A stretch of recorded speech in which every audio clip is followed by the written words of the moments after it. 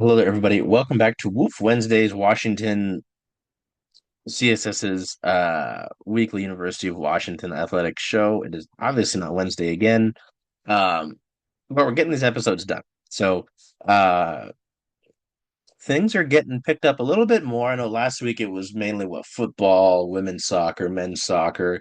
We're starting to get picked back up here, and it'll only get busier from here on out. So we'll get into it here with football, who opened their season with a 38-21 victory over Colorado State. Fun to be in the press box for this one. Not so fun in the first half as the Huskies.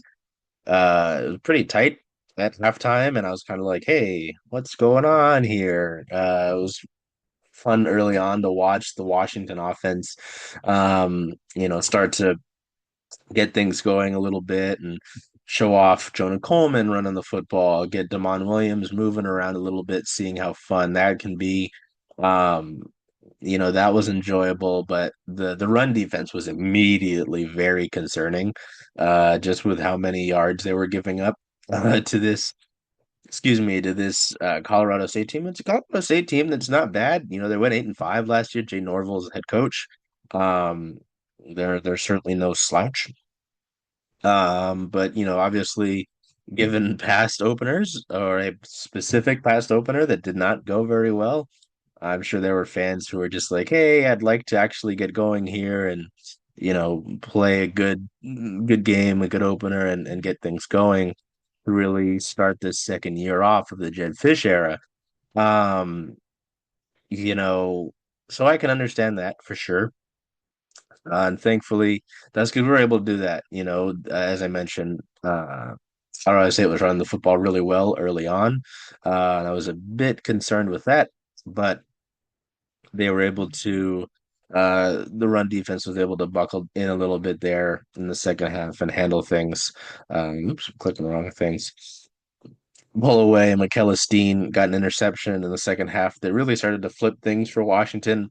You know, take possession away and get things going the other way for the Huskies to start turning things around. Jonah Coleman, obviously a standout in this one. I believe it was his second uh, highest rushing total of his collegiate career. Big game in this one. 177 yards on the ground. Uh, let's go to the box score here. Um, Here we go. Um, yeah, 177 net yards, 181 gained yards, and a 22-yard reception. Yep, that's right. Denzel Boston had a great game, 5 catches, 92 yards, 1 touchdown. The touchdown came as he was being interfered with.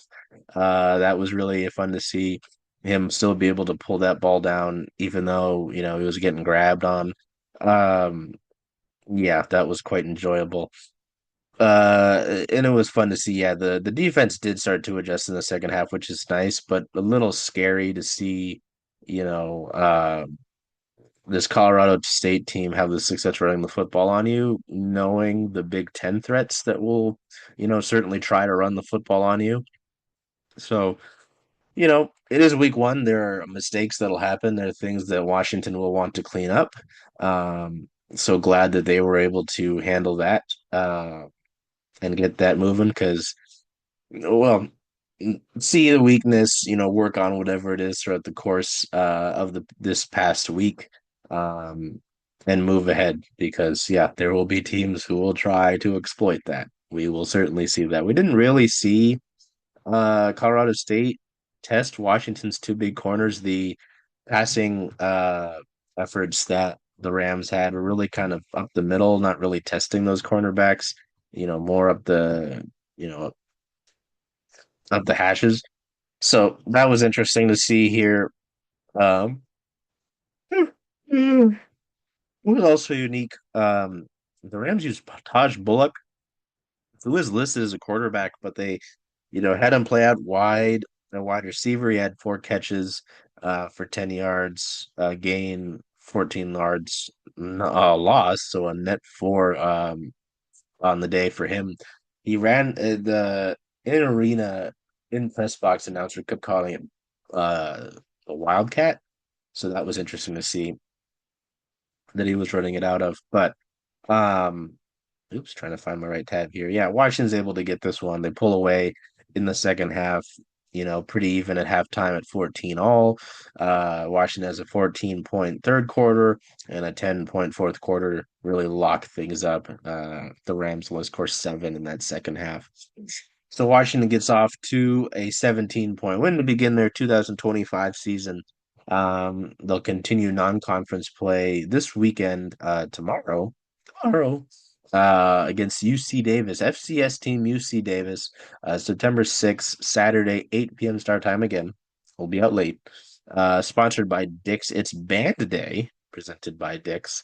Um, Dick's Drive-In. Let's see what I can find here about Band Day. Get ready for a game day filled with rhythm and pride as football takes on UC Davis in the annual Band Day celebration, honoring Seattle's rich and influential music culture. Okay, that's fair. This game welcomes thousands of talented local marching band. Ah, I see. We're gonna get all the marching bands. Got it. Okay. Yeah, UC Davis is interesting. They had the 2025 FCS Classic. UC Davis came in ranked number eight in FCS, and they were set to play number 11.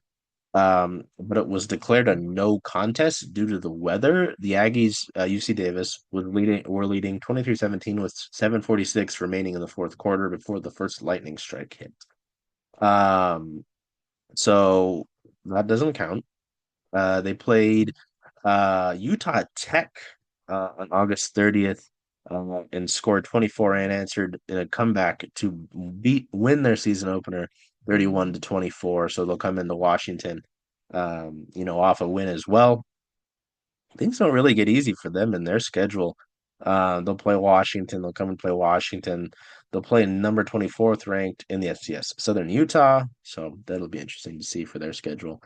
Um, you know, Goodfish during his weekly availabilities this past week.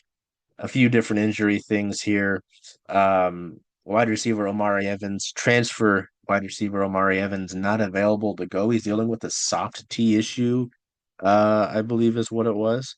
Um, so that's unfortunate. It seemed earlier in the week because he has a few availabilities throughout the course of the week. It seemed like on Monday that he was going to be available to go.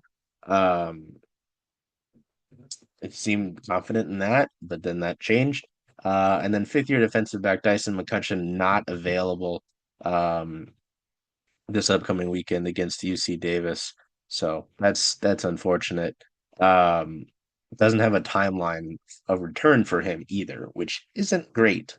So that's interesting. It was complimentary of UC Davis quarterback Caden Pinnock. He said he can win drives with his feet as well as his arm.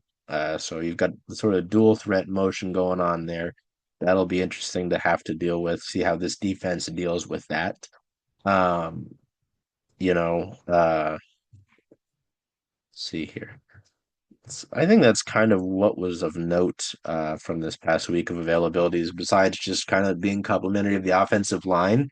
Was interesting to see the secondary lead the team in tackles. Not quite what I would have expected, but you know, there you go. Mm. uh,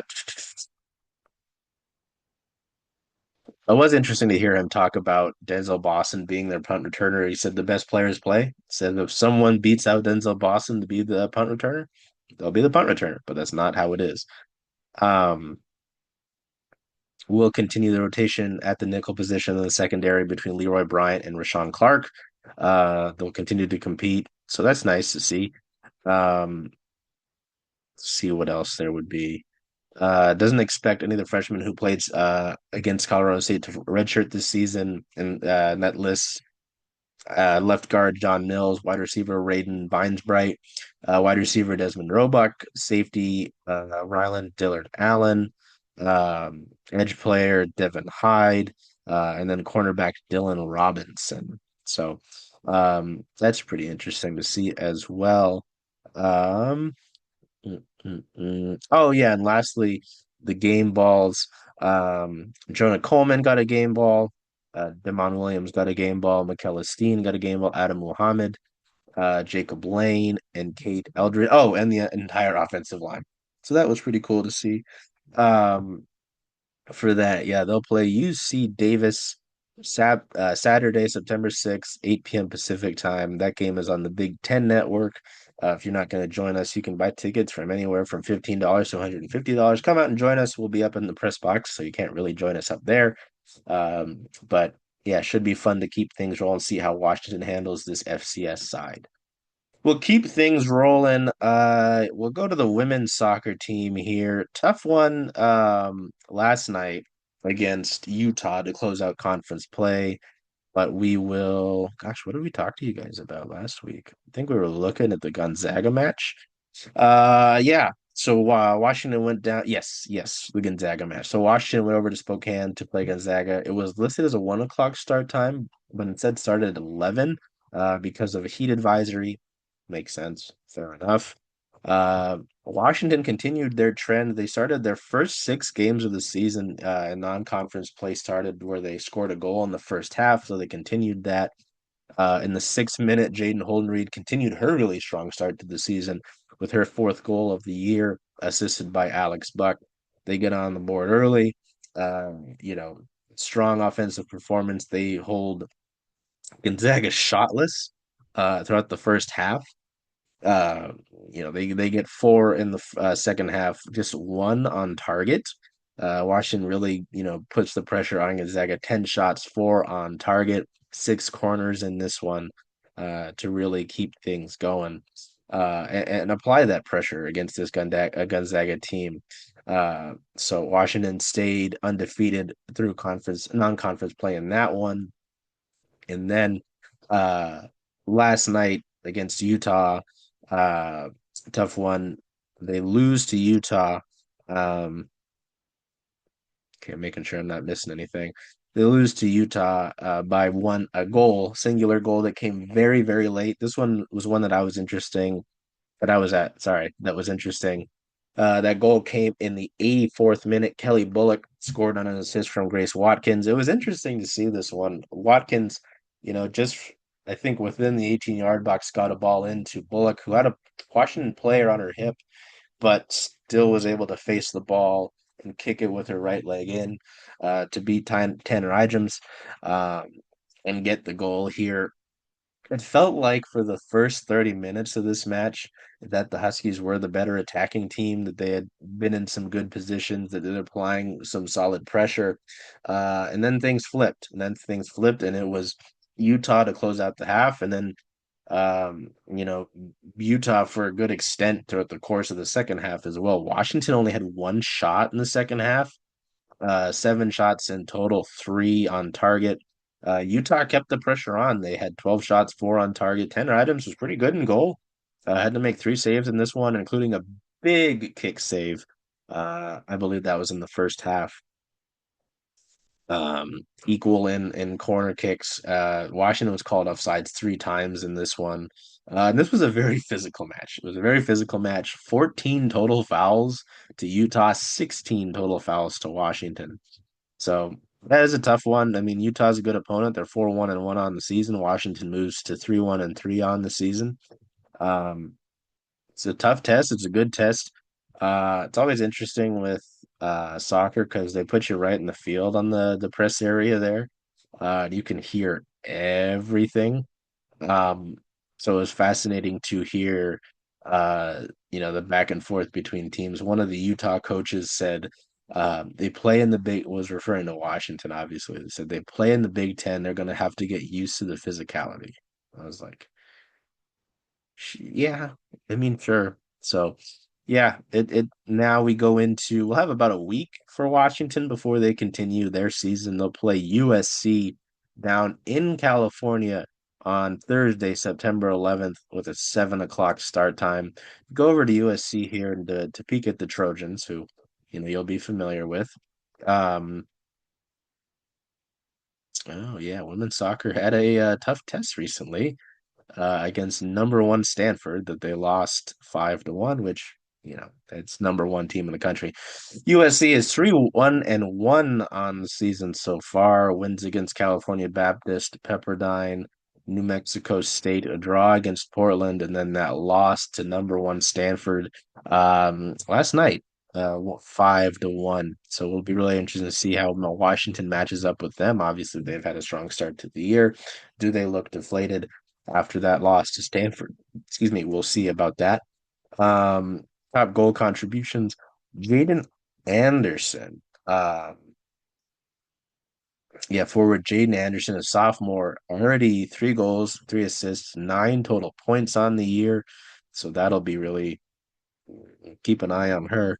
Um, and to go over the goalkeeping department, it's typically been Bella Grust, 5 matches on the year, 16 saves, a grad student, Bella Grust. So that is who Washington will be tasked with having to defeat this upcoming next Thursday. Yeah, and then we get pretty. No, then it's yeah, okay. Washington's got a week between the USC game and this Utah match, and a week between the USC match and Northwestern at Husky Soccer Stadium, their next home match against Northwestern. We will continue over to the men's soccer side of things. Looked like men's soccer was gonna pull one out, man. Looked like men's soccer was gonna pull one out. I had this match um on my screen, but we do have a win for the Huskies men's soccer team to go over before we get to this LMU match that I'm talking about. It's a 4-0 victory at Husky Soccer Stadium, their second match at home after that 1-1 draw with UC Davis. Um, yeah, 4-1 win over UNLV on August 31st, 7:30 p.m. start time. Um, where do we go here? Oops, trying to damn cookies.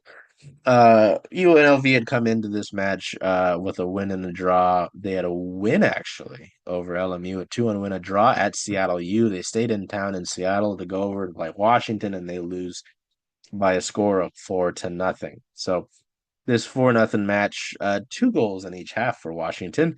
First by the Harrison Bertos, Ballard FC. Friend Harrison Bertos, assisted by Zach Ramsey. Zach Ramsey said, I want to score. He got on the board just 3 minutes later in the 26th minute, assisted by another Ballard player and Richie Amon and Chad Sovdi. Uh, then in the 63rd minute in the second half, Osato and Abuele, assisted by Richie Amon and Joe Dale, 2 Ballard assists on that one. And then to close out the scoring in the 88th minute, Connor Lieber with his goal, assisted by Carter Gay. Um, yeah, pretty strong offensive match for Washington. 18 total shots, 6 on target, just 6 shots, 2 on target for UNLV. 9 total corner kicks for the Huskies. Uh, and then not the I don't think UNLV was too happy. 10 fouls in the second half for 14 total. And 2 yellow cards shown to them in the second half, both 2 minutes between each other. Um, and in the 85th and the 87th minute, so deep into the match in that one. Then last night at LMU, um, excuse me, a 2-2 draw against LMU on the road. I really thought Washington was going to win this one. They went down early into the second half, scoreless at halftime. They went down early into the second half, 42 seconds after 45-minute mark, actually. Jackson Hutchins scored, assisted by Nacho Macias and Ismail Neves. Um, oh, interesting. The website does not credit a first goal scorer for the Huskies. So we will see if the Twitter explains that. Um, mm, mm, mm, mm. Here we go. Oh, Zach Ramsey. Yeah, okay. Don't know why it doesn't say that then. Yeah, Zach Ramsey with this one. Credited assist controlled it. Joe Dale controlled the ball on the left flank. A nice cross into Zach Ramsey for the equalizer. That's how that was credited there in the 65th minute to equalize. And then just 4 minutes later, Richie Amon scores. Richie Amon gets his goal. Um, was it his first goal of the season? Second goal of the season. Sorry. Gets one in. Just to help totally flip things. In the span of 4 to 5 minutes, Clarence Dolan drove down the left sides, finds Zach Ramsey for a flick on to Amon. Amon scores to put this one ahead for Washington in the 69th minute. Things looked good for most of the match. We were pushing on and looked like Washington was going to get out of there with a win. But then in the 86th minute, Lewis Clutton scores to equalize, and Washington will have to go home with a draw. Instead, not getting a win out of that one, they'll just have to settle for the draw. Pretty offensive match between the two teams. 11 shots for Washington, 4 on target, 12 shots for LMU, 5 on target. Um, just 3 corners for LMU. And then this one also a very physical match. 12 fouls in the second half for LMU, 17 total fouls in this one, 16 fouls for Washington on the day. Um, Men's soccer will continue their season the next time we will hear from you next Wednesday. They'll have played Seattle U at Seattle U September 8th, Monday, with a 7:30 p.m. Pacific time kickoff. That match will be on ESPN Plus. We move over here to volleyball. Unfortunately, volleyball not the greatest start to the season. Um, the day that we dropped the episode, they had Colorado State in volleyball on the road. They won that one. That was their first win of the season, their only win of the season at this point, right now that we're talking to you. Um, yeah, September 30th at Colorado State, a 3-2 win. That one was fun to watch from the football press boxes. Volleyball beat Colorado State, then football beat Colorado State. They completed the sweep of the Rams there in this one. Um, Washington drops the first set. They take the second set. It was the second and third sets, sorry. Lose the fourth set pretty badly, and then able to get the fifth set to win this one, which was pretty nice to go in and, kind of flip things and then lose the flip, and then pull it out. Kirsten Barton leads in kills in this one with 14 for the Huskies. Julia Hunt leads in aces with 5. Katie Wessels leads with blocks and 5. 40 assists for Alexis Hari with said 40 assists for Alexis Hari with 40. 15 digs for Alexa Markley in this one for Washington. So that one was nice. They continued their weekend in Colorado with a match against Colgate in Greeley, Colorado on August 31st, an early morning match. They lose this one 2-3, unfortunately. Lose the first set, lose the second set. They put up a good fight. They win the third set pretty nicely. They win the fourth set in even better fashion, but they drop the fifth set. And the Huskies not able to make it back-to-back wins. Barton leads in kills again with 15. Taylor Simpson leads in aces with 5. Wessels again leads in blocks with 3. Simpson leads in assists with 40. And then Zoria Hurd leads in digs with 17. Last night at SMU to begin a 3-game day for UW Athletics on Thursday. They fell to SMU 1-3. This one was kind of an interesting one. I had this one on the screen as well as I was at the UW women's soccer game. Washington came out and got the first set. I said, hey, we're going to feel good today. Going to keep moving. And they dropped the next 2 sets by 3 each before losing the fourth set to complete the loss in this one to SMU is ranked 11th in the country. Excuse me, I believe. So not a bad loss considering the opponent you'll be playing, but you don't want to have any losses. I know that. So we look over here to the game leaders. Alexa Markley leads in kills with 16. Kirsten Barton just behind her with 15. Alexis Hari with 2 aces, 2 blocks for Katie Wessels, 37 assists for Hari, and then 17 digs for Zoria Hurd. They will play a few more matches this weekend before we get to Big Ten play, and they return home to Washington. They've got Stony Brook today at 2 p.m. This episode should come out before then. Stony Brook today in Dallas, Texas, 2 p.m. Pacific time, September 5th. And then Northern Iowa down in Dallas, Texas on September 6th, tomorrow at 9 a.m. They come back to play Arizona at September 12th, but we'll have an episode for you before we get to that. Don't think we have any news in the volleyball department. Nope. Okay. We go over here. We got men's golf. Yes, men's golf. I'm not the biggest golf expert, nor am I the biggest volleyball expert, but They're starting some things, so we're gonna get looking in here. Before we get into their upcoming schedule for the weekend, we'll get into a few players to watch for the golf team, uh, named to the Big Ten golfers list. Finn Cole, Jacob Good, and Jack Murphy all named to the Big Ten golfers to watch list this upcoming season for the Dogs. Cole completed in all 11 tournaments during his sophomore campaign, posting a team best 72.22 average. Good enters his first season on the UW men's golf team. This summer, he competed in the U.S. Amateur at the Olympic Golf Club and won the 114th California Amateur. Uh, Pretty good. And then as a freshman, Murphy competed in 9 tournaments for the Huskies and was second on the team with a 73.74 scoring average. We look ahead to the schedule for the men's golf team. They will be they'll open the fall slate hosting a pair of tournaments. First up is the Sahaley Players Championship taking place tomorrow through Saturday, September 6th through 7th at the Sahaley Country Club. They'll host some of the top teams in the nation in Arizona, the Arizona State team, Florida, North Carolina, Northwestern, Oregon, Pepperdine, San Diego State, Texas, UCLA, and 5 members of the USGA junior national team.